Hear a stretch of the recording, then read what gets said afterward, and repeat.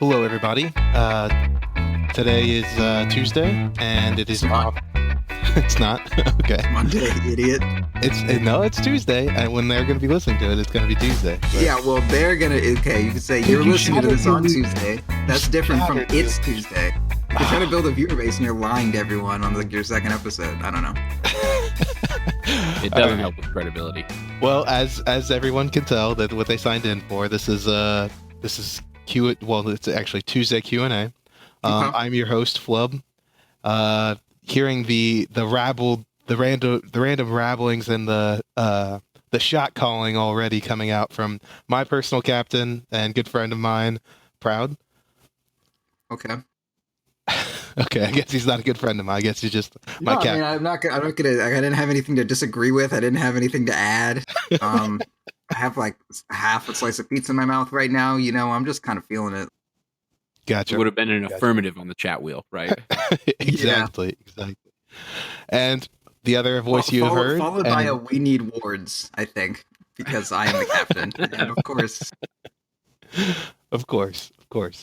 and of course, the other laughter and voice you've heard is one of the calmest people I've met, one of the coolest. When in Seattle, he was always just like, "It's okay, man. It's cool. The entire time." My buddy Cyphus. Yep. Thanks for having me. I'm looking forward to the questions. I hope they're as easy as the pre-show questions that Proud was getting me prepped with.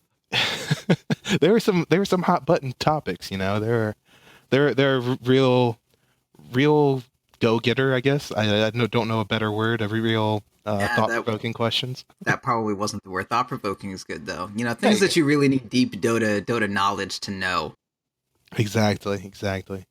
But we'll save those questions for another day, and we'll go on to what you guys ask, of course, because that's what the show's about. We're going to bring in the same question we did last week. It's going to be a segment on my show, and it's going to continue to stay a segment. Hopefully get innovation flowing through our Dota veins, everyone who comes through here. And I'm going to kind of shorten it down, kind of paraphrase the man himself, but he asks, I want to know your dirty secrets. So I have something to try that's new.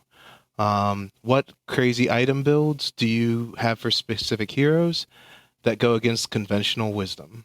And that was by our friend Gothier, all great DotP member and always good and nice guy. So always appreciate that his sentiments and everything.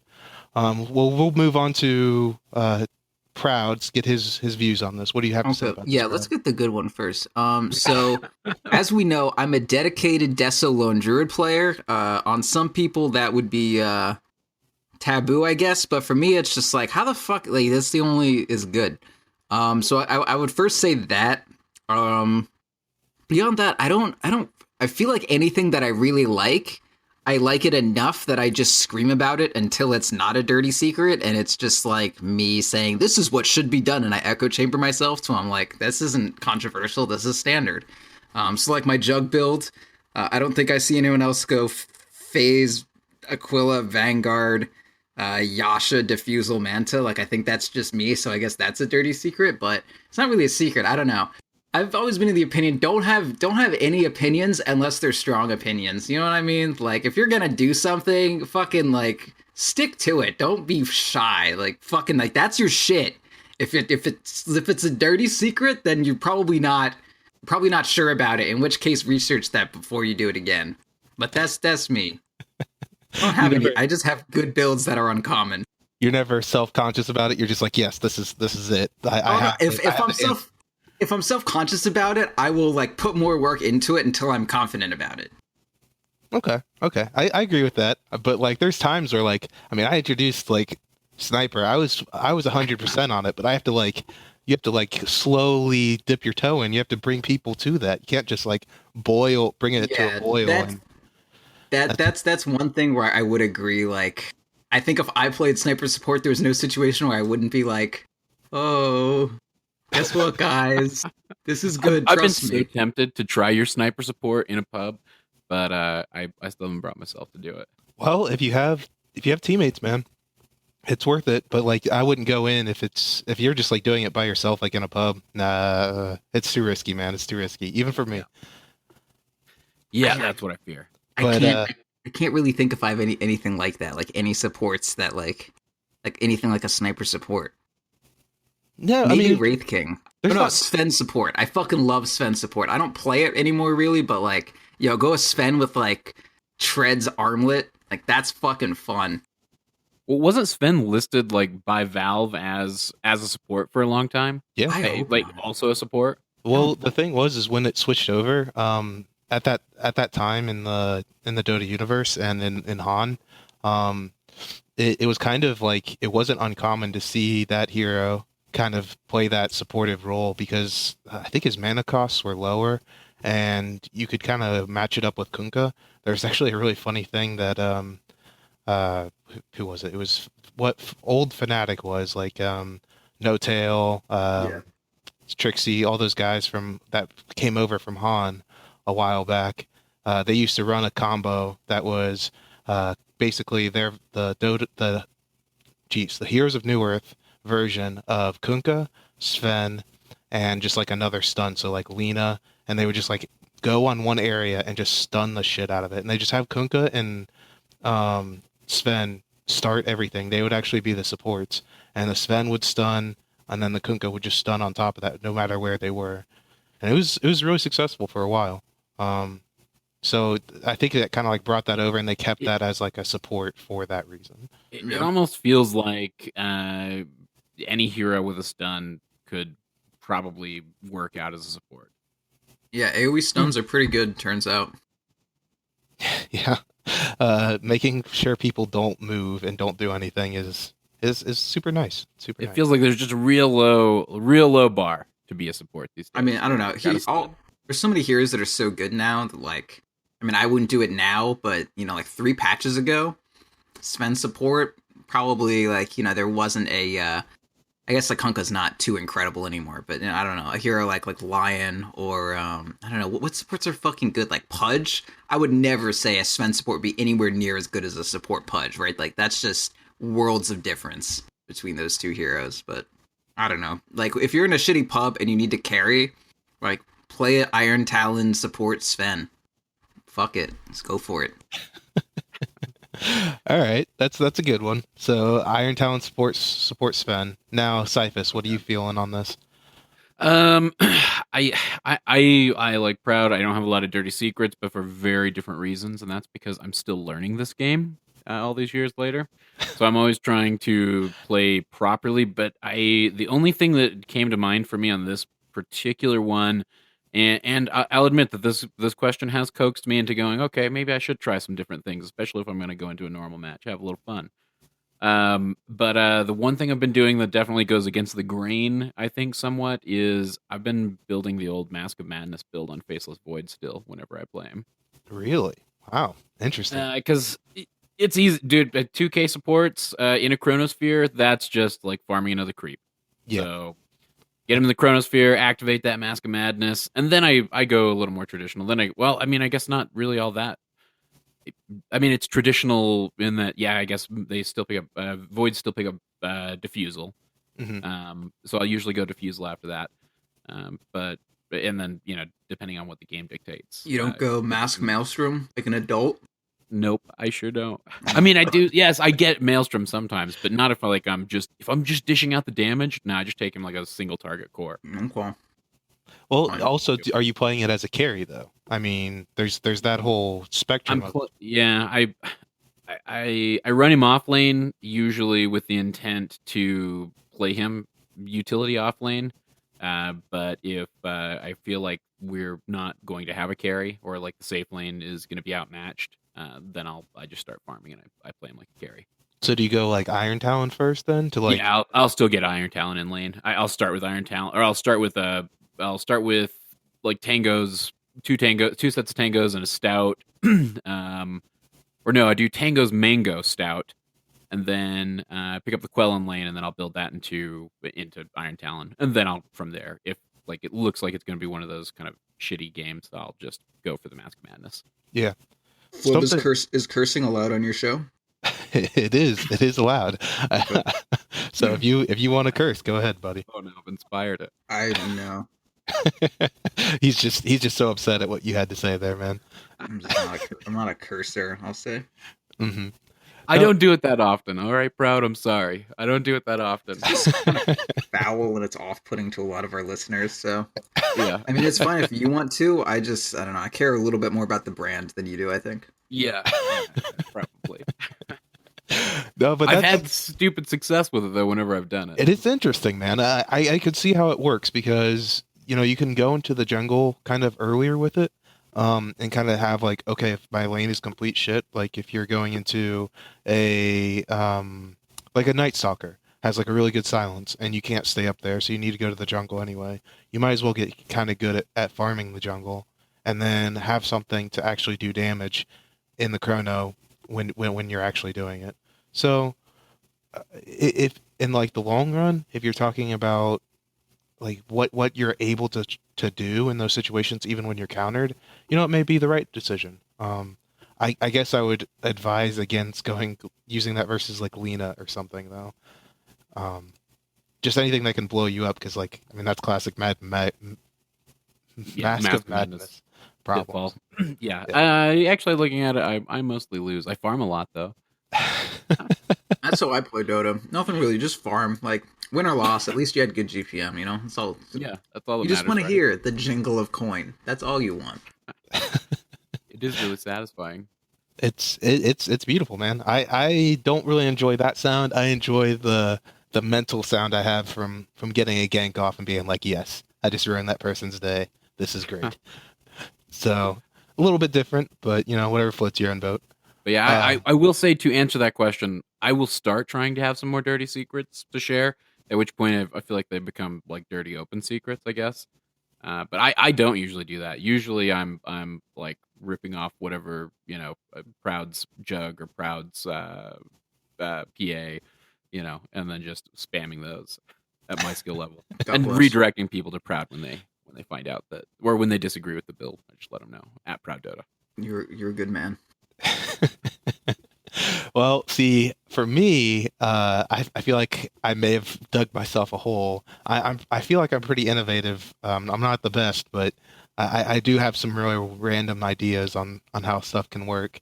But in a year, this might be a problem for me. But we'll get to that. We'll let a year Flubb worry about that because I got plenty now. And the one I've been trying out lately is actually going Tranquils on Spirit Breaker. Is that not common? Because I was playing a game with Roland yesterday and I was like, oh yeah, you just go Spirit Breaker, you just go Tranquils on Breaker. I thought that was standard. It's actually not. A lot of the builds from most people are generally going for the treads because they want the auto attack speed so that you get the more chance to proc. Plus you can do the whole like tread swapping, have more damage at one point, have the ability to switch over so you have more mana at another point. You're at that point though sacrificing the bonus. Well, I mean, I guess Tranquils, whenever they're inactive, are the same speed bonus that treads are, right? Yeah. No, I think they're 10 more. Tranquils are? I think so. 10 or something like that. Look this up. I mean, go this learn thing right quick. And it's not super uncommon. I mean, there's still people doing Tranquils. It's 15 more. They have 10 more. They have 10 more move speed when they're broken. Right. Okay. So you are still getting at least a little bit of a speed bonus to your damage with Spirit Breaker. Right. Yeah. And you're getting the regen. Okay. Yeah, that's cool. I like that. If you have like treads earned, then I guess like you don't need the Tranquils that badly, but I don't know, just get like Tranquils and earned, then you can use your meager earn charges to like kill people and help your teammates. You don't need to like spam earn the whole time when you're walking around. Exactly. That's what I actually think is so great about it, is that the earn gives you the ability to have that mana regen. And if you get earn and a raindrop, which like everyone is always getting anyway because you need it every game, the mana regen is actually pretty insane for someone who like never uses it. And you can just kind of run around, help out your team, give them heals, get kills, kind of just like guarantee that early game is just going to super kick ass because you're always out there. You don't have to go back to heal. You don't have to suicide yourself to then go out True. unless you have to. So, And also, I mean, like by the time you have money for like treads and earn, that's that's so much money. Like you only got that money through getting kills. Then you have earn, but like your early game, like Spearbreaker's like really good at those early roaming kills, right? But you are like you spent all of that early game like roaming kill money on the earn, so you don't have any charges after like your peak of or like one of your peaks of getting kills is. Seems weird. exactly. It's kind of like a point where you have to get like lucky again. Yeah. It's interesting. So you forego earn altogether with that build. No, I think you get it right. Oh yeah, totally you get it. Oh, but okay, the thing is like you're gonna get the boots first because you want that quicker movement speed, and you can also like level a little bit differently. I've been working with it. It actually kind of helps obviously to get lanes quicker because even if you hit a creep while you're charging, you push them out of the way and they don't stop your boots. So you get to lanes quicker and you don't have to put quite as many in your Charge of Darkness. You can kind of have more in your Greater Bash so that when you do hit, you get that extra damage. Yeah, that makes sense. It's interesting. It's definitely the thing I've been doing a lot lately, and I almost feel like it's like it should be standard at this point. Yeah, I just thought it was. Yeah, it's like some people are doing it. I got it off of one guy in a game. I saw that and I was like, oh, that's interesting. I'm gonna do that. And the real thing that kind of tops it off, actually, you're still missing that attack speed from the boots. Mm-hmm. Going into Shadowblade, which naturally works for the hero, gives you that extra attack speed. Yeah, So it can kind of help you out in that way.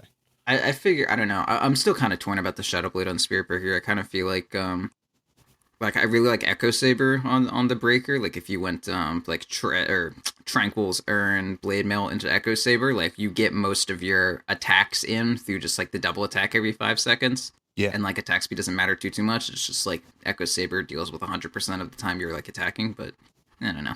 Oh, it's true, and it does give you that mana regen too. That's super nice. Yeah. Anyway, Yeah, this Breaker. I'm totally gonna try that next time. That's something I've never considered on that hero, and I'm excited that we learned it today. Yeah. Also, maybe be worth noting the game I played with Roland. He picked Breaker, and I was like, "Yo, why didn't you buy support items?" And he was like, I just thought it was an offlane. I was like, "No." So anyone who doesn't know this, Spirit Breaker is a support. Yep. He's not an offlaner. He's a support. You support on him. In case anyone didn't know.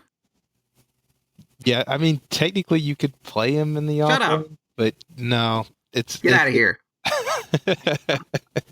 I mean, I've played him in the offlane. I won't lie. I do it with frequency, just because you can get kills with Spirit Breaker with just solo levels, and if you are decent at not dying, then you can start roaming right away, and let one of the other real supports go up there and take that farm. Yeah, I mean, I can do that with Ogre. Doesn't mean he's an offlaner. Well, to Proud's credit, the thing is that what makes it hard is that you want to have that early rotation with him. Like that's what the hero is built for, is that first like 5 minutes, and not having that threat, having him like sit there and level up in lane so that he's stronger in the later part, just kind of like increases his window a little bit longer, but he's still getting less of a window. And if you're leaving lane to go kill mid from top, unless you have a support that can kind of be the offlaner, then it doesn't really work out. So you're still kind of supporting as the offlane anyway. Yeah. It's like having an offlane Ricky. Like the whole point is that you're gonna pressure lanes and like they don't know where you're gonna be, and then you pop up and kill a motherfucker. Like, what is the point of that if they expect you to be top lane and anytime you're not, they're just like, oh, he's missing, he's ganking somewhere. Like that's not good. Yeah. Yeah. No. Absolutely. I'm with you. I mean, I will say obviously yes. I've played him in the offlane. I mean, he was an offlaner for a while, and he can be an offlaner. I'm just saying, like in general, his best role, like you're not taking best advantage of the hero unless you're playing him as a support. Like as a roamer. Yeah, yeah. People play Slark mid, but that doesn't mean he's a mid. Yeah. No, fair enough. I'm with you. I guess that's what I'm saying. Yeah, I know. It's all good. So we're getting to. We'll go to the next question. Yeah, Yeah, we're burning through these real easy. Yeah. I got nothing to say about anything. But this one comes from our beloved Jay Gushi, the Fuck guy him. who runs our love that. No, subreddit, you know. And he asks, Aether Lens, is it a crutch item or a must-need purchase? The plus range is good. I bought it for Omni, but you can solve that range issue with good positioning. Let's go with Cyphus this time. What do you feel about this, Cyphus? I mean, do those two concepts of like having good positioning and having decent range have to be mutually exclusive? I mean, I think that's the point of the item, right? Is to give you even more flexibility with your positioning. So at 100%, I don't know that that's a must buy necessarily on Omni, but it definitely helps. I mean, it helps on all the heroes that it's standard to build it on. It's fun to build it on Lion. I can't imagine playing Ogre without it these days. You know, and if you're somebody who's struggling with positioning, then it probably is a must-have. If you're somebody who's decent with positioning, why the hell not give yourself that extra flexibility? That'd be my 2 cents on it. Yeah, that's good. I actually feel very similar to that, but I do have some. I do think that there's some availability within the heroes that you pick. And I think you kind of went over that a little bit on the idea of Omni is not necessarily what you want to pick, but you know, you if you need it on Omni, then you get it on Omni, right? But yeah, well, it's also one of those items. You know, I mean, the thing that I hope that people have learned, that I know that I've learned from, you know, playing this game this long and playing with, you know, you guys, learning from you guys as well along the way, is that obviously every Dota game is completely different. If you're in a game, you know, no matter how good you are at the game, if you're in a game where you can't get into the right position, or you're constantly finding yourself, you know, 300 units away from being able to get that heal off in time, or, you know, get that clutch, that clutch, whatever the fuck his W is. Repel. Right now. Repel, thank you. You know, if you can't get that clutch repel off in time, then maybe that's a game where you got to pick up the Aether Lens. Maybe it's time to start considering it, or maybe it's time to consider uninstalling. You know, I don't know. Could be. All right, Proud. What do you feel on this? There's like one aspect of Aether Lens that I feel like is really often kind of undersold, and I think it's the only reason I like the item at all. In general, I think the item's pretty shitty. But there's some exceptions, like Pudge. It's unreal on being able to dismember from a fucking screen away is pretty fucking good. But the fact that you can abuse, like, I don't even know the word for this, but like, just like you can abuse the architecture of the map better, I guess. Like, for instance, if someone's running through the river and you're like on high ground, like mirroring them, like running to the rune, and they're in the river going through the rune, or going to the rune, and like even if they're on the other side of the river, like, you know, Lion can like drop a stun and catch them. And if you don't have an Aether Lens, maybe he can't do that. He can't follow up with a hex or something like that. And that's something I found on Omni Night a lot. Like, there was one fight specifically where I was near Radiant tier 2 top, and you know, there's that like there's like that spire here that gives like vision over like the ancients and the hard camp and the tower, and like there's like all these like little chasms and then trees and shit all around there. And if I had an Aether Lens, and during that fight I was able to get all these like max range heals off, and if I didn't have the Aether Lens, it's not like I would have just had to walk like 140 units further. There was a fucking gap, like there was a wall in between me and them. So if I didn't have the Aether Lens, I could literally just have never, no matter how much better my positioning would have been, I would have needed to fucking like blink across a fucking gap to like get a heal off. So like being able to abuse that shit makes Aether Lens really cool. And it not only like, maybe it makes your positioning easier, but I would say it more like it enables entire new avenues of positioning, like new ways to stay completely out of reach. So like I really like that about it. But on most heroes, if it's not something like Pudge, like, wow, longer range hook, like that's not a positioning thing. Like, you need to hook from out of sight. Positioning has nothing to do with that. If you have like, it'll just open up new hooks.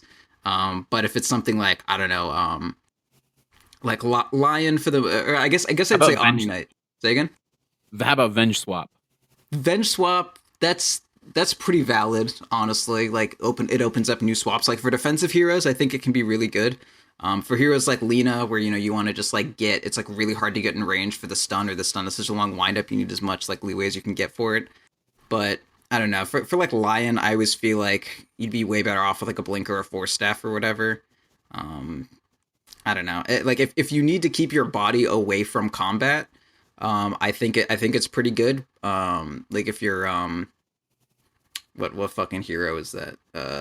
It's like one hero that I actually like really enjoyed it on. Like I don't know, Shadow Shaman or something. Like you want to be shackling people, but to shackle them you have to be really close to them and you need to stand still. So it's fucking dangerous as shit to use shackle. But if you have a little bit extra range on you, you can actually be pretty far from people while you're shackling them. Same thing with Dismember. Like you don't need to be like right next to the enemy team and then they'll just like, fuck on you. You can actually, be in trees or something and then dismember someone. So like if you're positioning, if you need to have really defensive positioning, I like it a lot. If it doesn't matter if you're like have like aggressive positioning, like if you're just trying to reach out further, and like don't really care about your own body or being like attacked back, then I don't think it's very good. But so I mean, listening to you there kind of made me think of this. I guess you could make the same obviously you can make the same argument that you can get even that defensive positioning out of a blink or out of a force staff all the same, right? I mean, yeah. Even then, for the most part, I would like it. It's just a question of if you are already wherever, like, is the place that you want to be, like, is the position that you need, the spot that you want to occupy, is that just in a way that you cannot control, just further from the combat than your range allows you? Like, if I'm Pudge and I want to dismember someone through the trees, no amount of positioning is going to move the trees to them. The only thing that can fix that is an Aether Lens. And same with Omni. Like, if I want to be safe, there is no way I can put a heal out. If I am in range of if my spells are in range of the other person, I will no longer be safe. So I need the Aether Lens so I can stay in a safe position while also healing. Yeah. Yeah. I also think that there's a few other things personally. I think that you brought up a lot of good points, Proud. Especially the whole like positioning idea of, well, not positioning because you definitely didn't use that word. It was the just going over heightened terrain. Yeah, pretty much. Basically, yeah. And that's a really good point, because if you are surprising them or you're doing something in a way that they didn't expect, that's Dota. Like, that's how you win games, is the element of surprise. I would just add that if I were to look at the game and like break down everything about that item, that it is almost a must on people who need something that helps their ability and helps an item that they get. Like, a lot of times I like it on Pudge, not only because it helps two of his abilities and improves them greatly, but also like Pudge Blink is really nice. And if it gives you that extra boost on Blink, that's awesome. That's a great get for positioning's sake. Like, it also helps things that do position, such as Blink. Like Sand King is one of the most ridiculous heroes with Aether Lens, because Blink gets further and his stun goes hella long. Yeah. It's just insane. Yeah, his initiation distance increases by like 300 range because he has two spells that are like, being modified by that. Exactly. And also there's heroes like Rubik that I really like it on. Being able to steal someone's spell and like manipulate what they already are expecting. Like, I know it's not popular anymore, but like Earth Spirit, not Earth Spirit, Earthshaker. If you had an Earthshaker and you stole his fissure, it's a little bit longer, and you can kind of like freak their minds out about like what's going on, kind of get a little bit of an edge on someone that they wouldn't have normally, and like kind of be able to get that one up. And that's what the game is about. You can show them whose fissure is longer, That's what's really important. Yeah, you just lay that down. So no, Aether Lens is 200 range, not 140. That was Dragonlance I was thinking of. Right. But the advantage of it is, like, it's funny that I feel like Gushi brings this up, because I never really see it as a better positioning tool. I see it as an opportunity to do more with what you're available to with what you already have. Like, Yules, for instance, got nerfed because a while back, because it was too long of a range and you could do it from too far away. Having the ability to have Aether Lens to make that longer kind of shores up the weakness of that item once again.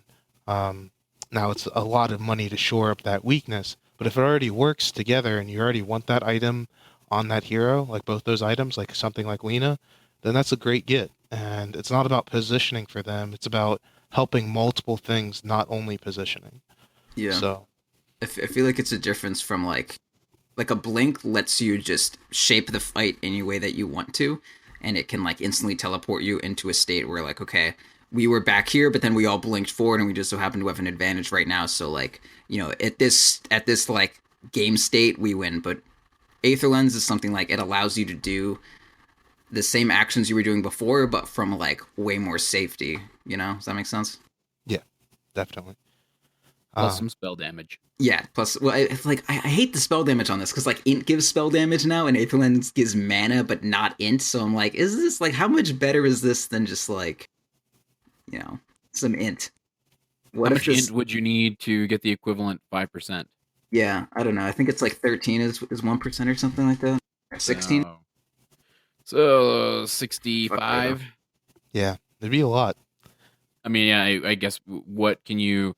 I mean, if you want to compare it that way, from a spell damage perspective, you're getting the equivalent of 65 int. What the hell in the game gives you 65 int? For 2300. Yeah, that's fair. And it's nice on people like Zeus, like bringing that point up. People that are all spell, but and that's the thing is like people think of it as a positioning tool for Omni, and that's not. It's not a positioning tool. It's a tool that gives you more damage, and it moves you to a different way of playing. I think we should go to another question. We're like 98 minutes in already. only 30. It's okay. But we'll go on to the next question. I won't bore Proud anymore. So, yeah. All right. So this one comes from Camus. No, it's whatever. Chameleon. Chameleon. I want to call the guy that, but I want to give him a proper shout out. Put it in Discord. I'll pronounce it for you. I'm an expert. Mizu. That's not what I just asked, though. But like, just copy paste it in Discord. I'll copy paste it. Copy paste. Jesus. All right, so the show can't I'm going to continue with the How can I question. shot call if my commands are not obeyed? It's true. But anyway, I was just wondering who you think is the best hero to build MMR in solo ranked, especially in the low trench, low thousand MMRs. So Kumamitsu. Yeah, there you go, Kumamitsu. So I was thinking about this myself today. Proud, why don't you get it, since you are the one that is truly higher than me? I'll let you have the spotlight at this point. Drow Ranger and Juggernaut. Next question. Why is that though, man? He needs validation for this. He needs to understand. And Sven. Okay. All right. Pick easy hero. I mean, like, Drow is a little bit more advanced because your team has to like not pick Ursa mid when you pick Drow. But I mean, like, pick something that's like relatively easy to execute, that has like a lot of interesting dynamics you can always have some kind of impact on. And a hero like Sven, I think, is really good because at lower MMRs, I mean, I'm assuming a lower MMR because you're trying to climb, you're not already, 8K or whatever the fuck. Sven is really good if he's undisrupted, and if there's anything pubs suck at doing, it's disrupting you. Hence, the fact that jungles can ever win in a game. Yeah, it's true. Okay. Well, I have the real answer. Yes. Let's talk to the man. Let's talk to the man who's down there. Let's talk to the man who's. Yeah. I can tell you who you should do it with, because it's who I'm about to just start spamming, and that's Spectre and Phantom Assassin. I get two. PA, because you can just do Proud's build and just spam it, and I mean, I'm over, like, the last 30 games I've played, over 65% win rate. Spectre works because if you find a decent build, even if you find a shit build with Spectre, the games in the low, especially in the low thousands, and I started there, embarrassingly, I admit. I'm still embarrassed, but I started there. It was even more embarrassing once before. But even those games go a long damn time because nobody can close them out. Yeah. And few heroes perform better than Spectre in the late game. How many Vanguards do you go on Spectre? just 3. Okay. I mean, because you need 3 slots for damage items. Yeah, that's honorable. 2 Radiances, and then the 3 Vanguards. Yeah, 2 Radiances, 3 Vanguards, and then like a Batsy for mana. Well, I mean, sometimes you have to sell your Bassy to buy a TP scroll, whenever you need one. And then rebuy the Bassy. Yeah, it's kind of a pain. A lot of your net worth goes that direction. Normally, I just disassemble, sell the Ring of Protection, buy the TP, and then just like walk back to my Sage's Mask. Oh, yeah. Okay, so you do Spectre and PA. Is there anything that that you feel like that you could give advice for him if he were to play those 2 heroes on what to do? Yeah, copy Proud's build on PA. .pbuilds.tumblr.com. Because that's like, I mean, look, I'm not trying to kiss the man's ass or anything. Like that's just what I did. I watched Proud.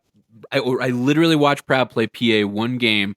I had heard him talk previously about the Vanguard Deso build, and then I went into a bot match and I practiced with PA, got some last hitting down.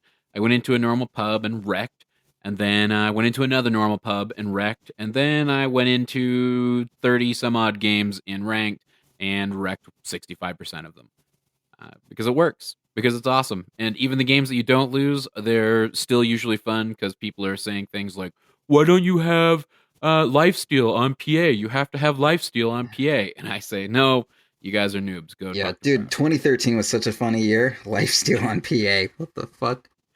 So I get a lot of that, but hey, fuck them. I'm having a good time. I'm building. I'm not the one who's fucking the game up typically. Yeah. Typically. And the other fun thing about it is that you can play at both safe lane and mid. When I play at mid, instead of a Vanguard, I just go a bottle and rush a Deso. I love it. And that I know I need to incorporate. I the couple of times that I went mid, I built the Vanguard still, and then heard you say that, and I was like, oh, yeah, dude, wand, bottle, Deso, all you need. But yeah, I do that, and then the reason to play Spectre is because if you are bad at map awareness, Spectre will force you to be better at map awareness, and when you get decent with your map awareness and start paying attention to other lanes, even just periodically, it's only a matter of time before you're scanning that off lane and you see, oh, hey, they're about to get a kill.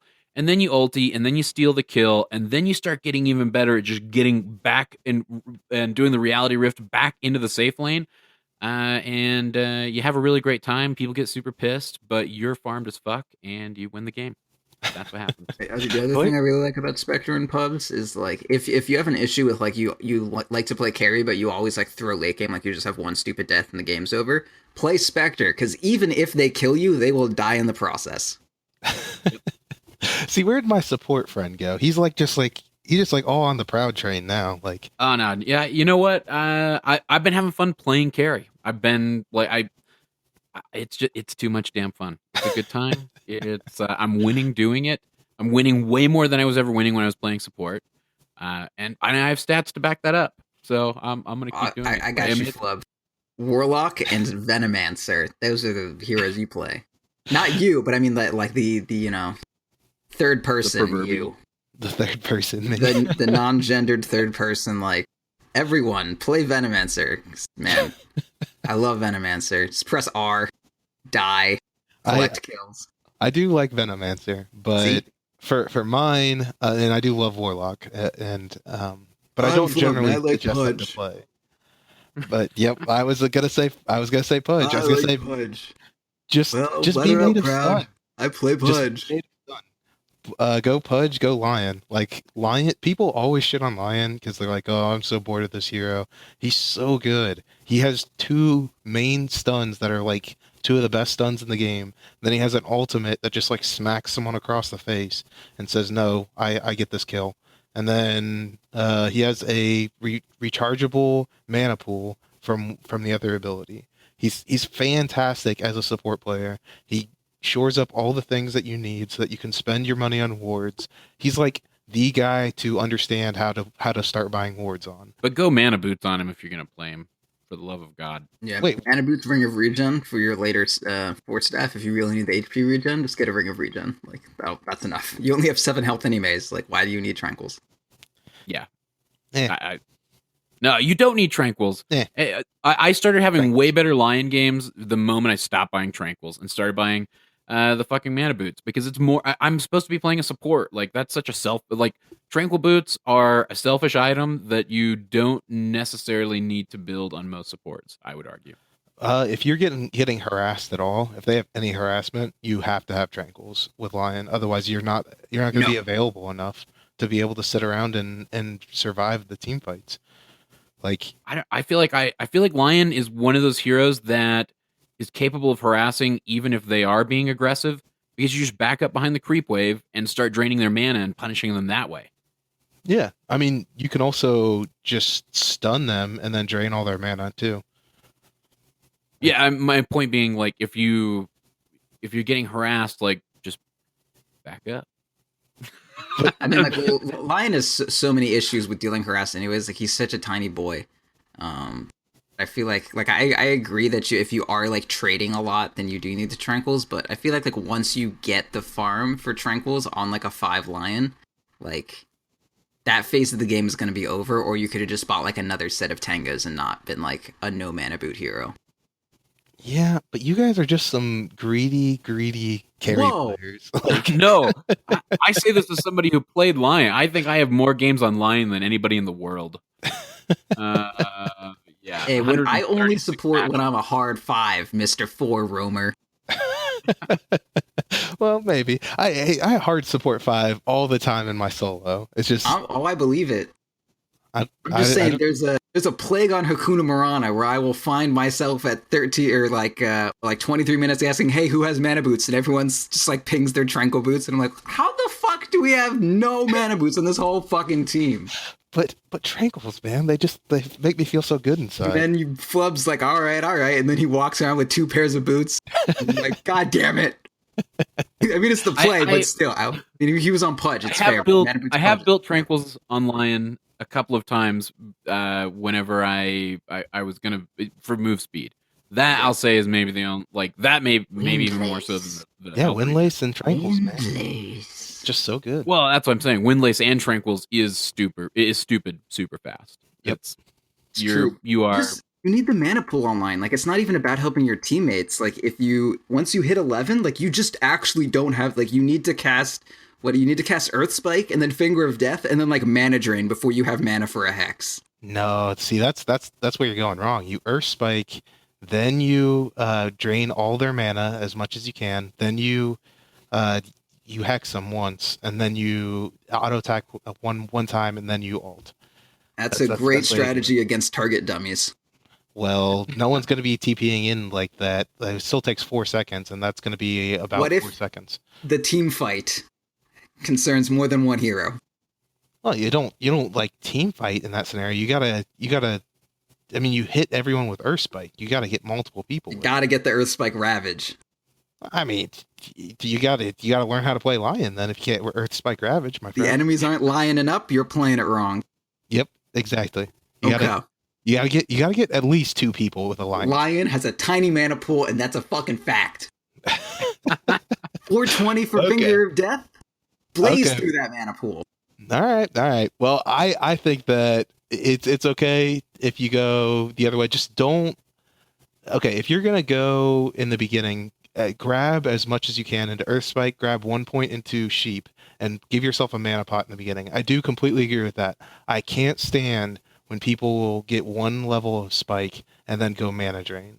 You're not gonna do shit with that. That is a horrible, horrible plan. Never go that, please. Well, what's even the point of having mana if none of your spells do shit? Exactly. Like, stealing mana is great and all, but you need to actually do something with your other spells. But before I go down the tirade on that, we'll continue to the next question. So this is from Curbside. He asks, what is the most unfair, unbalanced ability in y'all's opinion?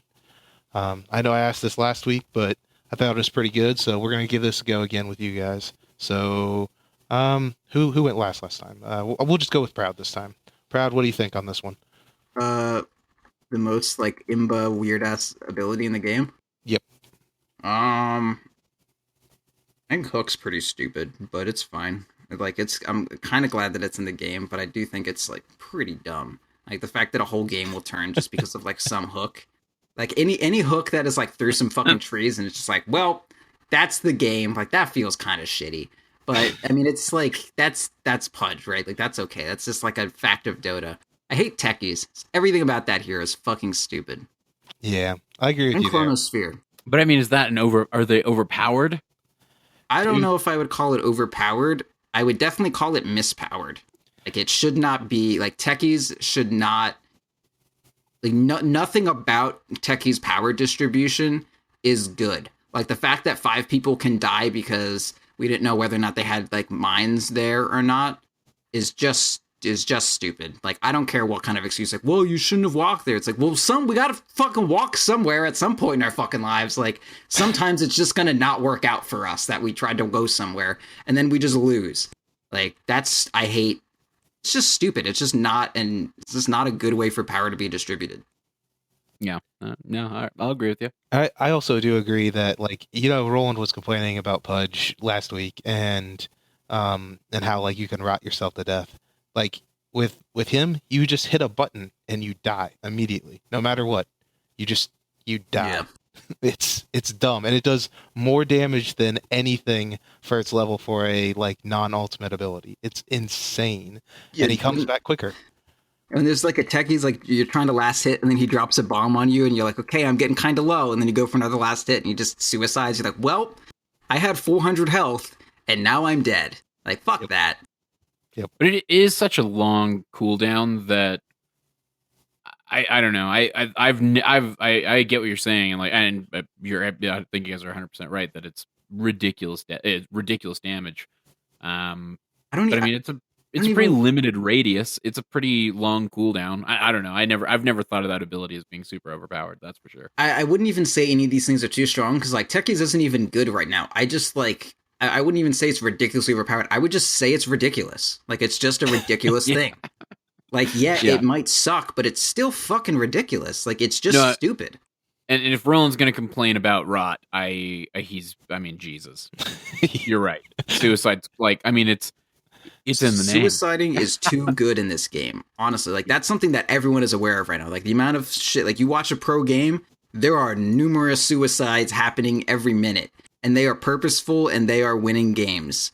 Like, there is no drawback for suicide, honestly, anymore. Like, I mean, not anymore, but just, like, now we're aware of it. And, heroes like Pudge who can just fucking kill themselves. Like, I wish I was that good. But they're just fucking do it and they're dead. And it doesn't even matter. They're, like, better at suiciding than any other, like, creature that's ever been in existence. It's stupid. Well, and you think about the only other ability in the game that allows you to, like, press a button and suicide and doesn't really even allow you to do that is Bloodstone. And like, what's the cost on Bloodstone? You lose charges, which is actually a big deal. That's you only lose charges. You're only enabled to suicide like when it is disadvantageous to suicide. Like that's how fucking crazy it is. And you have to, and it's not even easy to. It's easy to do, but it's not as easy as techie suicide. Yeah. Because you have to select the item and then select yourself in order to even cast that suicide. Well, you can just double click too. Just double hit the button. Can you? I thought you had to actively. No. Yeah, I've always used it as double click. I can't double click it. I'm in game right now. Really? Huh. I would always double click it. I think that got nerfed. And then click near yourself. Oh, you can? Yeah. Yeah, let's see. Let's see. Yep, if you click on the ground, yeah. Double clicking it does not happen. Okay. Well, I mean, if you click on the ground though, you could just click click anywhere. Hit your but my point being, like, it's not as easy as I press a button, I'm dead. Oh yeah, totally. You know what I mean? Yeah, totally. So, and so what do you think about Cyphus? What's the most overpowered ability you think? Man, it's so hard. I probably Omni Knight's ult. I think it plagues games. I think it's why he's still over 60% because it's the ultimate. It's the ult that scales ultimately. You know what I mean? Like by the time you're all doing a shitload of right click physical damage, Omni is still just blocking all that physical damage, 100% of it. It's 100% resistance. What about Black Hole? That one scales pretty good. I don't. Black Hole can be interrupted in so many different ways that it doesn't bother. It can be purged, but that's it. Like, what are you? How many That's options do you have to purge it? Magic damage. Diffusal. Well, yeah, you can do magic damage, but I'm saying the physical damage, like it scales so fucking well that it's absurd. That's fair. You can pick up a diffusal blade, sure. You could play a shadow demon. Who else purge it? I guess Oracle could purge it. Doom with a shitty creep. Yeah, Doom with a shitty creep. Okay, so we've got like not Arc Warden anymore. That's for sure. For very specific, circumstances in order to do it, to bypass it. And yeah, I don't know. I would take playing against an Enigma over playing against an Omni Knight. Yeah, I don't know. When I think of Omni, it's like his heal and repel or the crazy things. Like you don't even get ult until you're like 11. Yeah, right. That whole hero's broken. Yeah. Oh yeah, hero to gain MMR with Omni. Yeah. Actually, yeah, I may pull back on what I said before. Omni is just insane to gain MMR with if you can get it in your game. Well, I mean, you just want to look by stats alone. 60% across the board, every skill bracket. Yeah. In honestly, the upper skill brackets, like I think the next nearest is like 6% behind. You guys were talking before about like using statistics or whatever on some random episode that you kids talk to each other on or something, and like fucking man, like when on my push to 5K, I was like, man, my like Sven doesn't seem like he's doing that well. Like Jug is so easy to counterpick. Like, what should I do? So I just went and I was like, what are the safe laners that people are winning with at 5K to 5K plus? And it's like Drow and then Luno. Luna actually had like a 54% win rate. Like it was Drow and Luna at the top. So I just like watched Fear play Luna. I was like, oh, people don't go treads anymore. This is how people play Luna now. And I was like, all right, I'm gonna go into this one. So another way, I mean, just like take the position you want, see what has a high win rate, choose if like find a hero that you like that has a high win rate, see how people are playing it, do that. It's a pretty good way. Yeah, totally. So what do you feel about you said that, what was yours, Cyphus, again? Just Proud's convinced me that everything Omni Knight does is on the list. Fucking degen aura, man, incredible. I thought I was about to say repel, because repel is pretty crazy that's an ability, that there's a BKB ability that you can just give someone and basically like give them a free item and make them like win at some point, like OD. It's crazy to have that. But I think I'm going to change my answer. I think that even though the hero is bad, like if they put his ult on someone else, I think that it would be insane. Necrophos ult with Aghanim Scepter is just insane. Like you can't buy back. Okay, game lost. We're down 4v5, guaranteed, no matter what. Yeah. Free push. And unless do you have when, like Ancient's Necrophos was a thing. Yeah. And like I mean, obviously like Tinker Ancients was a thing then too. Yeah. But I mean, if you didn't have a Tinker in those games, it was like, well, we're probably going to win this, because Tinker's the only one who can hold off like the entire team by himself. Yeah. Which is insane. Like you shouldn't have an ability, and it's still like that, and it's still going to be like that. And it's kind of a weird thing where I hate and love it at the same time. I think it would be better if they just like made the time like ridiculously long or something. The cooldown, or not the cooldown, but like they added like way more time onto the buyback, and they have to like pay like 500 more. Or no, and that's my favorite way to overcome that, and that is to put a set increase on the buyback amount. And increase the increase the length of your death timer. I'm down with that. If you want to increase the buyback amount, that makes perfect sense. Hell, I even like the idea of it going directly to Necro. You know what I mean? Like paying him the toll. Oh, that'd be hilarious. You have to like pay the toll to get out of hell, and then Necrophos gets to like Necrophos is waiting there. He's like, "You will have to pay me $15," and then you like give him $15 and he buys a Big Mac. Like, isn't that like supposed to be lore or some bullshit? That'd be sick. I love you. Yeah, that is an incredible idea. We would totally need to make this happen. Like, talk to Ice Frog about that. Seriously, I'm on it. Messaging him now. Oh, that's cool. That's sick, dude. I was mentioning Necro Ancients because there were so many games where like we've had 3 cores and then just like some shitty Necrophos, like whether it be a Necrophos support, which is god awful, or a Necrophos like doing those fucking dumbass ancients, and like it's garbage and it fucking sucks. And you're beating them all game, but the game just still hasn't ended yet. And now it's like 50 minutes and passive gold got the dude like a Dagon and an Ags. And like his whole fucking like 0-20 career turned into 1-20. And now your carry's dead for 5 minutes and then you lose the game. Like that's Necrophos Ancients. Yep. I do want to say I don't know. I can't remember who told or who like initially pitched me that. Hell, it might have even been Roland, but yeah, that's definitely not 100% my idea, but that is the best idea that I've heard that I've ever heard pitched for reworking his ult. Yeah, definitely. So now that we've like talked about reworking, we kind of actually have already gone into my second question. It's by Dildo Schwaggens, and he asked. It was one we did last week. It was, who would you guys most like to see reworked, buffed, and visually updated? So we've kind of already talked about reworked there with Necrophos, but I'm just gonna go. You guys could name all 3. I'm gonna start off with Cyphus on this one. Thank you. So last week I'll say I hated the pitch that PA get reworked because I don't see Shut any up. rework PA. That seems fucking ridiculous to me. She's fine. Leave her be. No. Yeah, no, we're going to. I'm sorry. Wait for my turn, bitch. I loved the bristleback suggestion because I would love to. I'd just love to see him in games again. Because I'm like you, Flubb. I had some of the most fun I've ever had playing Dota was playing bristleback. Yeah. Back when he was decent. But yeah, as far as like a straight up complete rework, are we talking? I mean, abilities and all. Yeah, we'll go with abilities and all. I would say parameterize it however you desire. Okay. Yeah. It's up for whatever you would want to change about the game. This is your question to change. It's Cyphus's turn, Flubb. Jesus. You're oppressive.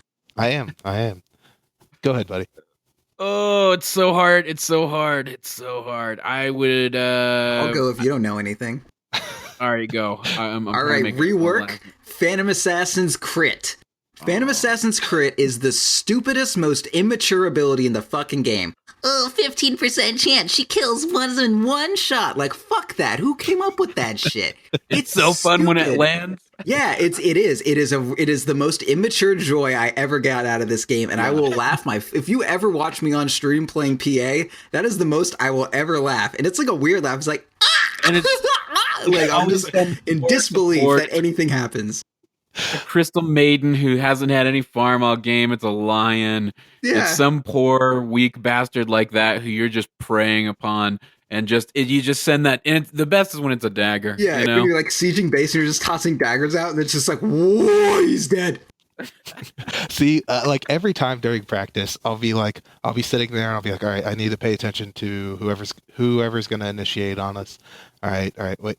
And then I hear like Proud like scream and laughter, and like I see like the support, Crystal Maiden dead.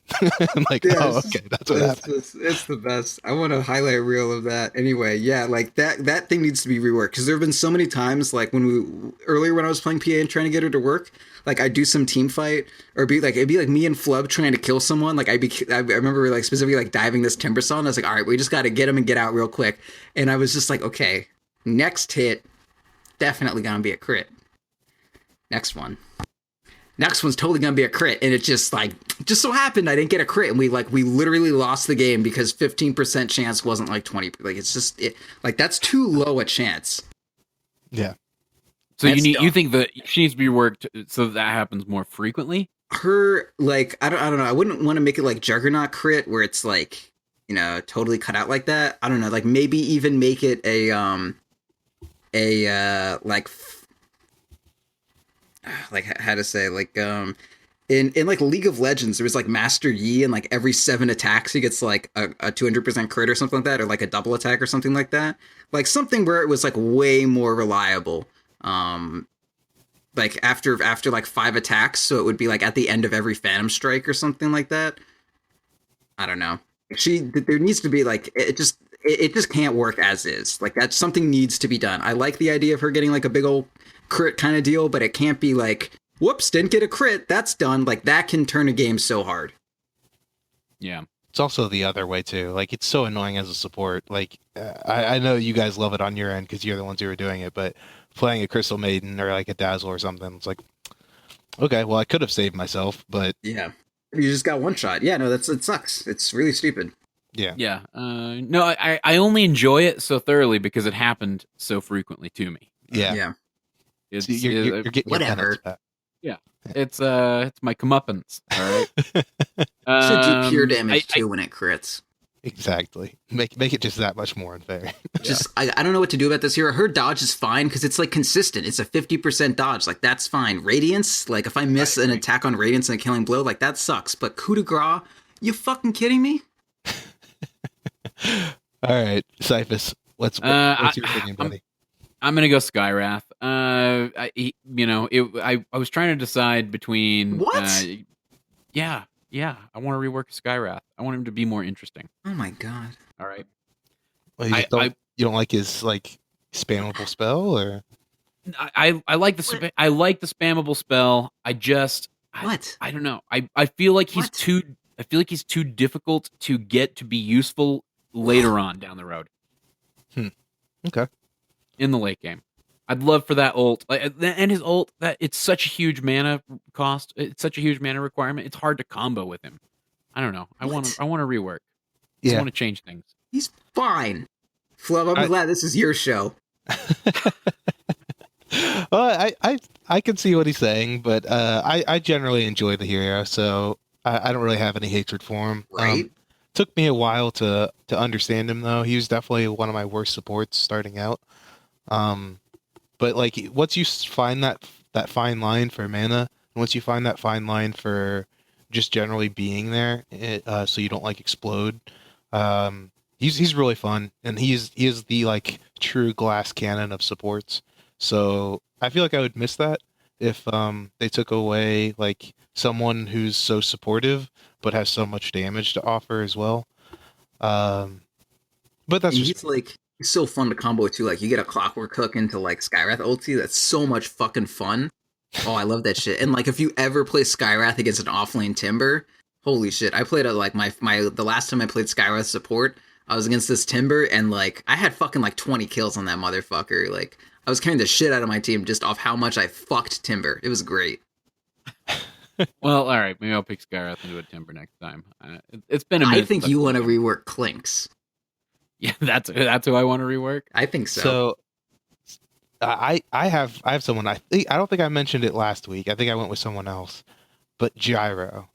Did I mention Gyro last week? I forget. I don't No, think no. so. What's wrong with Gigi? Man, Gyro, that hero needs a serious rework. The flat cannon's cool. The his ultimate's fine. His Q's fine. His rapid barrage or whatever. Missile is the dumbest thing. It doesn't really work with the character. Like people didn't pick it up for forever because it was just like, okay, this is an ability that really doesn't work with his other skills. It's designed to like kind of chase people down and then hit for damage. But like the stun doesn't really help his ultimate. I can like kind of set it up if like they get like you can dive them super hard for some reason and their supports don't TP in to help out. It's just like Missile has really no place on that hero. It belongs on someone else, some new hero. They can like take it from him, put it on someone new, and it'll be fine. Oh my god, you're talking to like the number one like homing missile defender right here. Oh, just so dude. you know. Fuck it. Fuck homing missile. Dude, it is I will horrible. I will think skill that's- that point at level 4 any day of the week, Ugh. Oh my god. and then just max it to fucking spite you. Bold statements. I will be It's happy good. to face you if you are going to do that because I think it's garbage. Dude, and then like now if you go Hurricane Pike, like you can force staff it too. It's so good, so strong. You can force staff too it. much. You can force stuff the missile. It's incredible. No, I don't know. I like it. Like there have been a lot of times where like, you know, I think I'm gonna go in on someone and I'm in the trees and I drop the missile, then I start running at them, and then like while I'm running at them, my missile is too, and they're like, oh shit, it's like my own little AA blast. Yeah, I but then prep it. yeah, but it's not an AA blast, and like they could just Sure blink it is. away or force staff away pretty Not deep. forever. Not forever, but then like gives it enough time for everyone to TP in. It's garbage, man. It's so good. Look, the real answer here today is Necro. We already figured it out. That's how it's gonna be. It's true. So, It's true. Necro ulti needs, yes. Necro Ags ulti. Definitely agree there. And then PA crit. And we need one more. I'm good with the PA crit. I love it. I'm good with homing missile, man. Homing missile. God, I hate that freaking spell. All right. That Alternative. What? That and Brood Mother, man, which I already mentioned last Yeah, week. I Brood think. is. Oh, Fuck yeah, Brood, Brood. honestly. Yeah, that's Yeah. she's just not exciting anymore. March. Or Rework Underlord. March. No one likes March. Fuck March. I think Tinker players. I'd love to have Underlord rework too. I'd love to. Fuck Oh, that. fuck hero. that. He's fine. He's just overpowered. All Like, right. there are things that need reworks and the things that are too strong. Like, or things Okay, that are too alright. weak. Like, Necrophos, I don't feel like needs a rework besides, like, his Ags thing, but, like, the base hero itself is fine. Like, Tusk is a fine hero. He doesn't need a rework. He's just too weak. Yeah. That kind of thing. Yeah. Anyway. Though Yeah, I didn't people even would think of argue that Snowball's too good. I personally think it's a great ability that like kind of like can put you in a bad spot. But There's some aspects of Snowball that are pretty dopey. yeah, pulling everyone in and like making them invulnerable to stuff is kind of dopey. But If I stun the Snowball, it should break. I want to Earth Spike the Snowball. I mean, that would make it awful, but yeah, it'd make it really bad. Then. like super bad. Yeah, you'd have to like Uh, supercharge his other abilities then. I love Infest. Nyx's Infest is like one of the most underrated, most well-designed abilities in Dota. If you time it right, you should be able to infest the Snowball. That'd be Yes. cool. I had a miserable game the other night with a. Oh my god, wait, no, and then you can mind control it and you just move it around for the entire game as an invincible snowball. Oh my God. Okay, what were you gonna say? I played with a Cyphus. Lifestealer and Pudge the other night who were just there to troll, who both went Midas first, with the Pudge Oh, was nice. solo off lane, the Lifestealer half jungled and half mid, and their entire gimmick was that they were going to grab Ags on Lifestealer. He was going to consume the Pudge. You would think that they would go the other direction. He consumed the Pudge and then would hop in an Ancient Creep, and they just Yeah. charged people to hop out and to grab the Pudge's bullshit. Ult. Yeah, you get how that works, right? Like the rot happens the whole time while he's Yeah, in Pudge doesn't yeah. lose any health. It's fucking hilarious. Yeah, it's hilarious. we it was so hilarious. We lost. Yeah. That sounds awesome. Yeah, great time, great game. All right, so we're gonna have to move on here, boys. So we got another Jagushi question. I thought this was pretty interesting because I actually don't know your guys' answer. Second, he was asking me a bunch of questions. What other games do you guys play that isn't Dota? Cyphus, we'll start with you, bud. These days it's only Elite Dangerous. I'm in love with that game. Talked about it on the What's Monday that? show. Can't stop talking about it. If you like flying spaceships, you'll love Elite Dangerous. I won't preach about it too much, even though I could do an hour on Elite Dangerous right now. I'm having that much fun with it. I haven't played Well, Dota in like 4 days. Really? Just been Elite. Dang. Oh yeah, it's just been Elite. Man, I am that's, tempted to go play after the show though, talking about it. Wanting to try something goofy. That might be my return to Dota. Is trying something goofy, a new dirty secret. Yeah. I mean, it's always good to try something goofy, man. It's always good to have innovation. So Proud, what are you feeling these days besides Dota?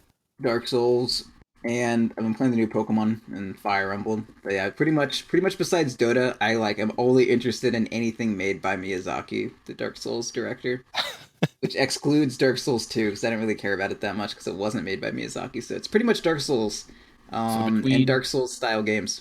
Dota 2 and Dark Souls 2, you are just a straight up masochist. Yeah, well, 2 as in like TOO, not Yeah. the number 2, because Dark Souls 2 sucks. I don't know. I've been playing Divinity Original Sin, which I tried to get Flubb to play with me, but he didn't, and now Pokemon came out, so I'm not playing it anymore. So yeah, let's see what else. Do I play anything else? I don't know. I really like RTSs. The new one's good. There's a lot of fucking story, and it kind of sucks, but there's like a conspiracy, which is really cool. Because I like, and, you know, it's like I've watched enough like Cyberpunk to know that the organization, like where everyone is like white and everything is all fucking like, oh god, what's that word when everything is like all fucking like alcohol swabbed and like clean and shit? Sterile. Sterile, yeah, with a fucking like pure sterile like bleach white environment. Like I know those are the bad guys. Like I've seen that's every sci-fi thing ever. Like those guys aren't good. So I like that little twist. But yeah, new Pokemon's actually super good. Yeah, it sounds good. I haven't heard any bad reviews yet, but I mean, obviously everyone who loves Pokemon gets Pokemon. You gotta get like the fan theory behind it. So not very many people are gonna really go like, man, that game sucked. So I don't even have like a DS or whatever the fuck they are these days. 3DS, yeah. 2DS, yeah, there you go. Other games, Orcs Must Die is the fucking best thing ever, and Stalker Shadow Chernobyl, oh my fucking god. I don't like shooters really, but man, Stalker, so good. Huh, interesting. You ever play Stalker? No. You ever play, or you know about the game like Metro 2030 or 33 or whatever? Yeah, dude, that game's amazing. Yeah, so Stalker is like that game, but like older, way more Russian, and like more open world. Oh, nice. It's so fucking good, and everyone's like this drunk Russian, and you treat your radiation with vodka. So, little side note here. Have you guys both played Metro 2030? No. I mean, obviously, I'm familiar with it, but I've never played it. Oh, okay. Well, there's the sequel to it. I forget what it's called now, but they talk about like there's my favorite anime that they actually talk about like the killer in it, and they call it the rail tracer, and it's really funny that like they actually mention it in this Russian game about like a Japanese anime, and I was like, that's funny. Oh, what's your favorite anime? Baccano. Okay. And I just love that that style of anime, and man, like I was so freaking excited when I heard that line in that game. Just worlds collide, worlds collide. But turns out games are made by nerds. Who knew? Right. But my games that I play outside of Dota are definitely Pillars of Eternity. It's the only reason why I haven't joined Proud on the original Sin train, because I still feel like I should beat that game before I move on to another. That's fair. So I gotta show my pride for that game. I love it, and I only get to play it a little bit every week, but I always try to find some time. That, and I don't really play too much besides Dota, and that really I feel like a boring guy compared to you guys. Yeah, you never played WoW. No, see, I played WoW until I didn't even get to endgame, and I was just like, I'm not playing this. You seemed like such a WoW guy. But you're more of a Warcraft 3 guy. I was more of a Warcraft 3 guy. I mean, I play Dota, so. Yeah, dude, the next tattoo I'm getting is my timestamp on time played on my warrior, because it's like I've spent over a year in playtime on that guy. That's pretty impressive. It's gonna be dope. Pretty impressive. Besides Dota, what's the game that you guys have logged the most hours on? Wow. One character over a year of my life. Okay, so that is it for you. Okay. So probably, I don't know if this is true or not, but have you ever heard of the game Phantasy Star Online? No, I've never heard of. Come on. All right. I haven't. Okay, so you show host, please. So it's this a futuristic game. It's an old game for I always had it on GameCube, and it's this old RPG style game where you're basically warrior, ranger, or mage, and it's very simplistic. But I never got it online because when I was a kid, we didn't pay for the hookup, and if you'd ever played for the hookup, they didn't actually have any good downloadable content that like helped you level fast. So me and my buddy have this game that we've been playing since like no joke, like probably like 6th grade. And every time I see him, like we log in a few more hours on it because like but we're basically killing boars in the South Park episode because we're trying to level up to a certain point in the game so that we can fight the boss. We just like keep having to do like the same stupid stuff because we have no downloadable content. It's fantastic. It's good stuff. Well, there is a Phantasy Star Online 2 that's out there. You could be playing Flubb right now. I know it, man. I know it. I've just lost so many hours of my life on the first one. I don't know if I can commit to that. First. Exactly. Finish number 1. Right. I've beaten it. I think technically you should finish it before you finish Pillars of Eternity. I think that technically you have to. Oh, right, yeah. But you don't realize what you're saying. That's like that's probably like 8 more months of my life, like in game. 8 more of my life in game to beat the game, and that's like a serious pullback on time. Like it's probably more like a year and a half. It's insane. I'm gonna be playing it when I'm 60, man. How old are you now? 25. So Jesus, I know, right? Old man. Long ways to go. Nice. You look way older. 70 or something. Years have not been kind. Oh man, shot to the heart, man. Proud's going for me hard. But what about you, Cyphus? Civ. The Civ series. I've put thousands of hours into those games. Easy. Civ 5 alone. I think I've logged like 2,500 hours. So what about you, Proud? Wow. My warrior. Okay. Yeah, that makes sense because you said that you logged a year. Yep. So good old Proud to Drown, man. He have about a year on that character, and then on my shaman, I probably had about 5 months total until like alt started happening.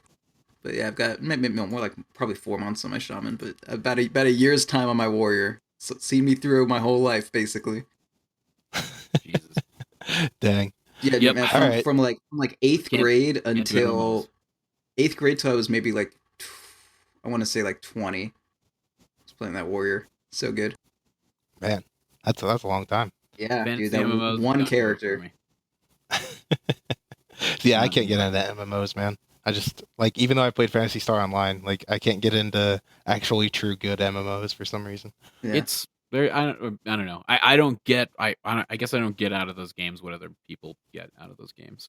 I at least want some kind of like story to develop personally. If I'm in an MMO, like I feel like the entire point of an MMO is supposed to be, and maybe this is just like tabletop RPG influencing this sentiment for me, but what I'm always desiring in an MMO is my own unique storyline. And so much of MMOs has been turned into what's the easiest way to make things the most fun for the most people and replicate those experiences times 10,000. Yeah. My experience with MMOs was like it wasn't so much the narrative that the game was giving me, it was more like your personal story, and not as in like your personal story within the game, but like, you know, my own journey from like this really shitty warrior on like an overpopulated server to like the #1 ranked PvP dude like on the server, and it's like the fucking people you meet and the like connections you get, and eventually like you get a rivalry with like another like band of people, and like man, that shit is so fucking cool, and like all the friends you make and stuff. Like it's like way more of a social thing than anything else. Yeah, I've gotten more of that. I feel like strangely with Dota, obviously. Yeah, I mean it's super similar. But I like with Elite, like I'd say I've had way more of a replication of that and that combination of like a unique storyline at the same time within, you know, that universe. I don't know. Yeah, I guess World of Warcraft just never it didn't do it for me. I gave it an honest go. I really did. It's too late now, anyways. Like all of the fun of that was like everyone experienced it for the first time, basically together, like in 2004, and now it's done. Like you cannot replicate that experience. I've tried many a time. Yeah, everyone's always trying to chase that high. It seems like. Yep. So. Story of my life. So we're gonna move on to the next question. I thought this was pretty interesting by our sound technician Juice, great guy. he asks, what Dota vernacular has made its way into your everyday speech? Proud. Let's hear what you have to say. You got to do someone else because like I have a lot of very specific opinions about my vernacular. Cyphus first. Okay, This is a big deal to me. Cyphus. I think about this shit a Okay. lot. Probably easy. I think easy, but that's been the big one. And I never even that's a big one. I never even say it in game. That's the funniest bit. Is, like I'm never in the all chat saying easy. I never even tell my teammates like easy. But I definitely, if like my girlfriend says, "Hey, did you do the dishes?" Yeah, easy. Yeah, no, that's how you do it. Yeah. That was wow. That's awesome. That is I will maybe steal that from you and Go try for to. it. Yeah, That no, sounds- that's Did you take out the That's- garbage? Easy. easy. GG, easy. You gotta whine when you do it too. And GG. I'll probably tell people, or well played, actually. I think I use well played. I'll use GG like with Roland, like if I we some joking matter be like, all right, GG, I'm good, thanks. But with real people that have no understanding of what Dota is at all, with that outside world that exists, I'll use well played. That's probably the one I go to the most because it's a great turn of phrase. Well played. Yep, it is. All right, Flubb, your turn. Oh, you're gonna have me go. Yeah. You're gonna put Need the to onus think. on me, huh? This is difficult. I don't Okay. do this a lot. All right. Well, I was actually gonna say well played until Cyphus took that from me. I got to think of a new one now. But well played is generally what I would say. I feel like I maybe said it before Dota, but I probably didn't. There's no way. I would have just said like good game because like I remember like growing up, I would always say good game after like playing soccer or something whenever I was little. I'd still do that like all the time, but I don't think I ever said well played. And like thinking back to like Dota vernacular, like I feel like it was funny, like my brother was talking to me about it, one of my older brothers. He was like talking about how I use the term gank on this podcast. He's like, man, I have no idea what you're saying, but I mean, obviously everyone else does, so that works. But like, I feel like I've used gank to mean like to jump someone before, or like if you're talking like to, Like when you're going out with your boys and you're gonna try to gank an old woman for her money. Are you often use it in your daily life? but Or like, you're going that out guy to got commit a drive-by shooting and you're gonna gank some homies. ganked. Oh yeah, you guys know me. I'm super gang related. Yeah. No, Like the that's gang my, master definitely that my one. personality. Stay away from that Flubb boy. I heard I heard that you run with the equivalent of the Bloods down there in Indiana. That's what I heard. They call him Flubb because he's making that cheddar. Yeah, like if Indiana probably has like we probably have some gangs around here, but like man, I live in a pretty peaceful town, so it's like it was rated not too long ago as like one of the top 10 most peaceful cities to live in the United States. So Wow, that's an accomplishment. it's nothing ever happened, so it's cool. But anyway, let's move on to something more interesting. Proud. What else we got? All right. So first one, I started saying "Opa" a lot. Like I had this cat, the picture that's Hakuna Marana's team mascot. I would always grab that cat and like jump circle like "Opa," and it just felt good. And I think I heard that at some point from someone. So I'm gonna attribute that to Dota. I started saying mate in game, like just typing M8 because it was super easy. And now I just say like mate in real life a lot, and it's like very easy. Easy, I say a shit ton. And saying like that is not the fucking play. I say that like so much, and people instantly know what I'm talking about, even though like they never like if someone's like, oh yeah, I think that we should like do this way. I'm like, that is not the play. They will understand what I mean. Yeah, but I mean That's that the best also has a more like there's I feel like Dota kind of steals that from traditional sports more than anything, you know? Kind of. I feel like the play is like a very different kind of connotation. Like most things, like I don't think that's a good play, but calling something the play is like this idea that things can be figured out and there's like an objective correct action that we are striving towards. And I feel like I traditional think sports that don't really drives say that. I'm gonna argue with you. I think specifically from football. You think so? Yeah, I mean, I don't is that care. the play? No, that's not the play. Eh, No. I don't know. I'm gonna shock you. Called I the don't hang playbook. around football coaches too much to know the way that they talk. Well, That is something from my Dota vernacular that I've taken from okay. Dota. All right, fair enough. The play, yeah, I like the play a lot. Easy. I don't say GG. Well played is decent. It's mostly like mate, oppa, and the play. I think that's most of it. Yeah. Well, I mean that's still quite a bit though, man. You pulled out like 4. Me and Cyphus only pulled like 2. So Yeah, I think you should start saying back in real life. Whenever Oh, somebody. I do. But that's like it's more like my regular life into Dota. I brought that. Oh, okay. Yeah, it's like when you're in the club, you know, so the booty shaking, you're just like get back. And it's like. All right. So I would get one more question in before we call it a night tonight. So approaching the Boston Major, which teams do you think are the strong contenders / favorites? It's like Warriors Gaming Unity, right? Of course. And then second part of the question, who do you want to see win / is your current favorite team, and why is it Advin? This is, of course, by Wivrix, so he had to add that little bit at the end. Yeah, of course. So Proud. You've let Cyphus go ahead of you a couple times. Let's hear you first. Let's let Cyphus think on this one. Okay. All right. So who's gonna win, or who are my favorites? Okay. Who do you think is gonna win first? Okay. Who think's the strongest contender? Okay. And then who's your favorite for it? Strongest contender, I think, is objectively Wings.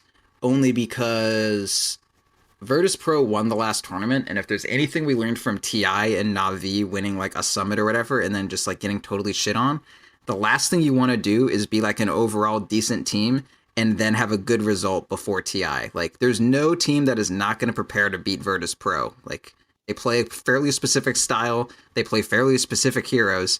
Their charms are not going to work again, and the good teams are going to know how to beat them, and that's just a fucking fact.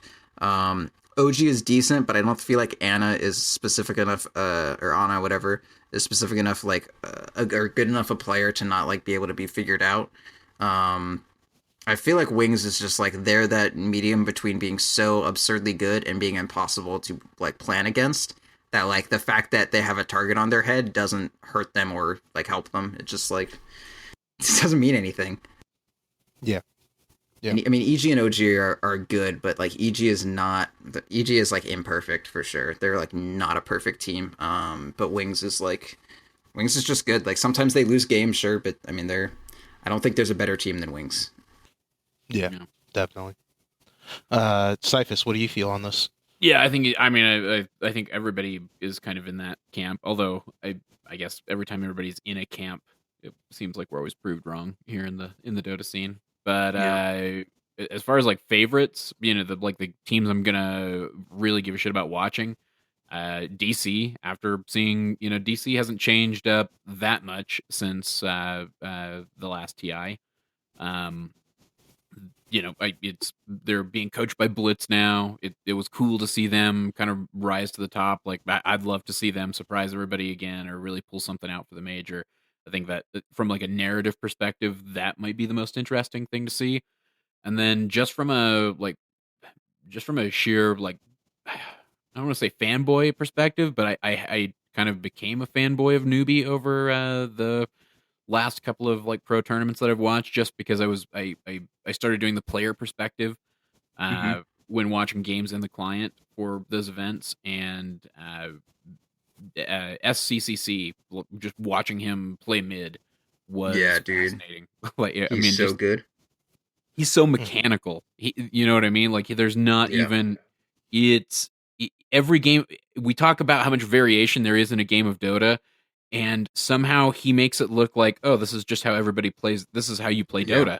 This is there is a mechanical perfect solution, and this is exactly what you do in every situation. Everything is so well defined that if you do pay attention enough, you can actually find crazy patterns in his play. There's like a certain class of players that I consider like hero units, like and it's normally like mid players, sometimes one players, and occasionally like a support. Like Jerax is a support hero unit. Like he has seen how to break the matrix, and he can fucking do things that like only the one can do, and you can only combat them with like other players who have fucking like broken through the matrix. Like you're not gonna beat Miracle mid unless you have like Sumail or RTZ or like SCCC or some shit like that, or like Shadow is like a fucking like matrix player and one of the fucking chosen ones, and like Envy on a good day is, and on a bad day is absolutely not, but he will think that he is. You know what I mean? Like there's some just fucking like hero units that just like another class of being that can only be combated by their ilk. Fucking Highlanders. Yeah. Oh, I love a good Highlander reference. Yeah, no, SCCC, that was that for me. That was that moment. Like, yeah. Or he was the first player that I kind of connected with on that kind of level, which is strange to say. He seems the most like a Chinese Miracle to me, but like a more defined Miracle. You know what I mean? He's methodical. That's that's the word I would use to describe his play. He's just super fucking methodical. Yeah, he takes like this weird like amorphous blob shit. That's not a word, but it sounded like one. And he just like fucking forces it to be like this rigid thing with like a fucking algorithm that he can go through very cleanly. Like it's super cool. But yeah, that would be those would be my favorites to watch. DC and Newbie. Yeah. Wait, I have to hijack my actual like the team that I like the most, the one that I'm the largest fan of is definitely MP. Like Envy is, I just love that boy. Of course. I knew that you were you wanted the anime storyline. Oh yeah, okay. I thought you were gonna because like Envy has the worst fucking taste in anime of any human who's like ever existed. I just love that team so much. No, I was talking about like he's like the classic joke of like he's in an anime himself and he's like trying to get better and that all nonsense. If he doesn't win a TI before he dies, like I don't know what I'm gonna do. Like there are several foundations that like my reality is based upon, and one of these cornerstones is that Envy will win a TI before he dies. All right, well, hopefully that happens, man. Because he can't also do it as a cyborg post death, but it's like more specifically like that's a different kind of reality I'm dealing with. For the most part, before he dies, he will win a TI. Well, I like the faith you have in your boy, but I don't know. He's good. Shut up. He's good, but I don't know if that'll happen. Jesus. You're not making me feel welcome on your show, host. I do. I'm making you feel. Do your answers. Stop attacking mine. All right. So, very similarly, I believe that Wings is one of the better teams. It's kind of hard to really stop someone when they get this momentum after TI. They're like you could kind of say that they're slowing down from the last game, but I just think that they weren't like throwing everything at Summit because they were kind of worried about this game or more focused on the Boston majors. So I don't think that they're really going to have anything to really worry about whenever the game drops or whenever the tournament drops. I feel like if there's a chance to like kind of slip in around everyone else and kind of like get something out of there, I think it actually could be maybe OG. They could kind of like slip in and like not like obviously that they're one of the better teams, but I feel like if there's like a team that can maybe like kind of upset Wings in this scenario, I'm just like a really big fan of JRax and S4. I think they're really good players. Am I the only one that forgets that S4 is OG's offlane player like every time they play? Yeah, it's kind of crazy whenever it pops up, but like I think he's pretty decent at the role, and he's going to get better. Like I feel like he was playing mid for so long, and he's pretty decent at offlane. He just has to. I don't think he's found it as well as he did mid before. Yeah, but I just like anytime I see OG mentioned, I just never see S4 fucking anywhere. Like even on like if you mouse over them on like Team Liquid, like his name is too small. I'm not gonna notice that. It's like Ana there, and then it gets smaller, and then Jerax. Okay, it's Jerax is there. Like S4, I don't know. Like he's so like he can play Batrider offlane, right? So that's good enough. I just forget. Like who's their offlaner? Oh, yeah. S4. Okay, weird. Yeah. But for me personally, for the team that I want to win, actually, Execration, they kind of won my hearts in TI. I really enjoyed watching them play. It was a lot of fun. Did they play at TI? Abed Yeah. did. Abed and Okay, yeah, as like TNC, right?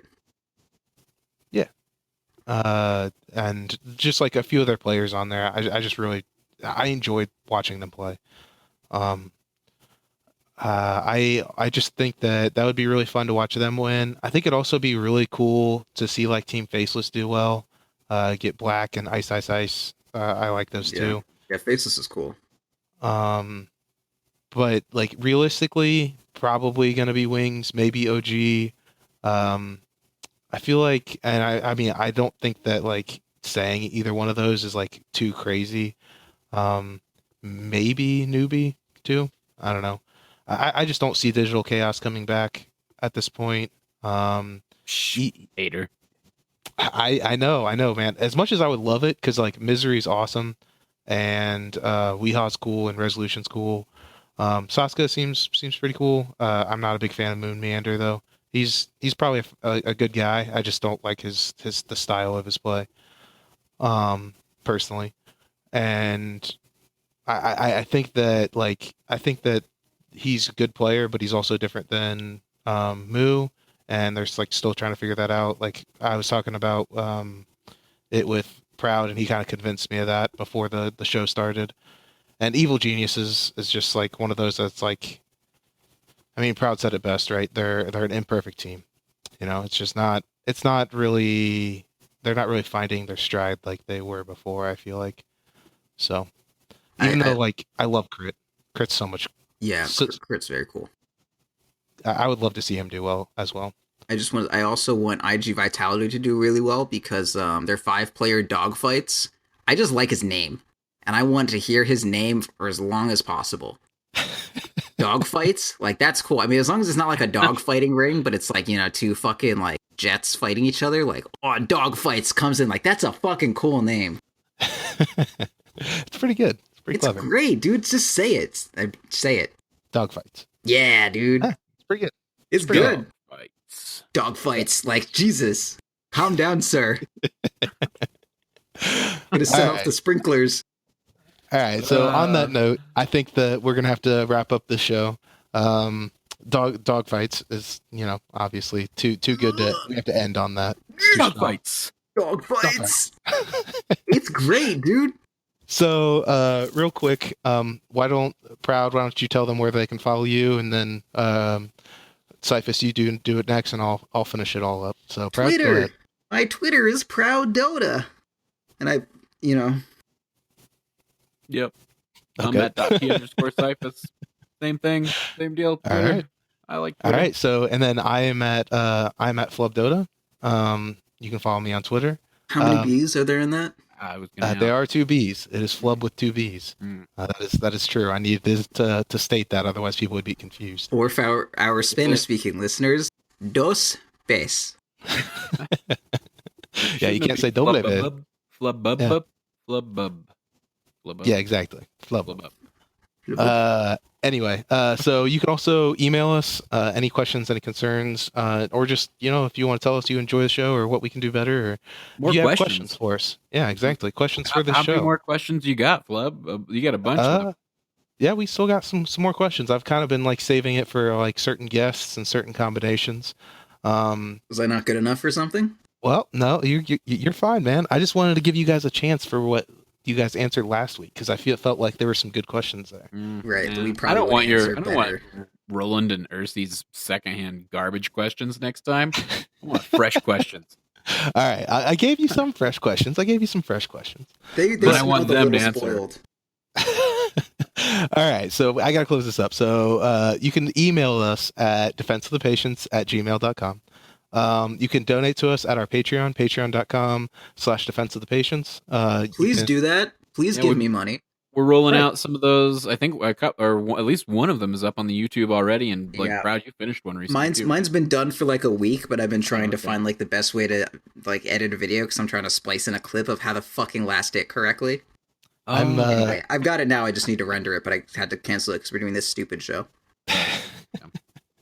well, for mine personally, for the guy who's listening out there that I'm doing, I'm working on it right now. I'm still noob at doing all this, all these different like Twitch things that you would do for your computer because I've never really done anything like this before. So I should have mine out here pretty soon as well. But you can also follow it. I'm sorry, Cyphus, what were you saying? You got to use OBS. It's easy. Yeah, I know. I downloaded it. It's okay. We could talk about it after it. We don't want to bore these guys. I'm just giving you shit. Flubb, what's your favorite Zoid? All right, I gotta continue. All right, so do you know what a Zoid is? No, I don't. But we're gonna have to continue. So Patreon. So you guys can go there, and we can. If you spend like what is it, like $20 or more, you can. What? What? It's okay. You're Zoid, favorite Zoid. All right. So if you donate to us, we are doing some player reviews and stuff like that. What is a Zoid? I've never heard of it. And you can also follow us at .p show. At .p_show. You can follow Zoid as well. not that. No. Not that. I like the blade dagger. Twitch. You can follow our Twitch. We stream Hakuna Marana practices. Roland does some streaming. Cyphus, I think, does some streaming still. Every once in a while. I who wants to watch? Who wants to watch Elite Dangerous all day? You know. Yeah. Just me. And then Ursi and Proud do solo matches sometimes as well, and they'll record there. So you can follow us at twitch.tv/.ptv. You can also follow us on our YouTube channel. Kind of look up what we've done on different stuff for whether it's like replay reviews. Fafnir has some. He's a local .p community member that's very important to us. He does some good reviews there. You can listen to him. Other things, all .p at youtube.com/.ptv1. You can also follow us on our Reddit subreddit, Defense of the Patients, by Jay Gushi. Is there anything else, guys, that I'm missing? I think you got them all. All right. Sounds good to me. What's your favorite Gundam? What's my favorite Gundam? Oh, yeah. That's a hard question. Probably. You can choose like a custom Xeon suit as well if you desire. Yeah, I don't know, man. I'm just gonna go old classic because I can't think right now. The original Gundam. That's actually a strong choice. I'm gonna go with the Sinanju or Char's Zabi because I'm really into anything that Char's ever piloted. I'm gonna go with the boss that threw Jar Jar out of the city.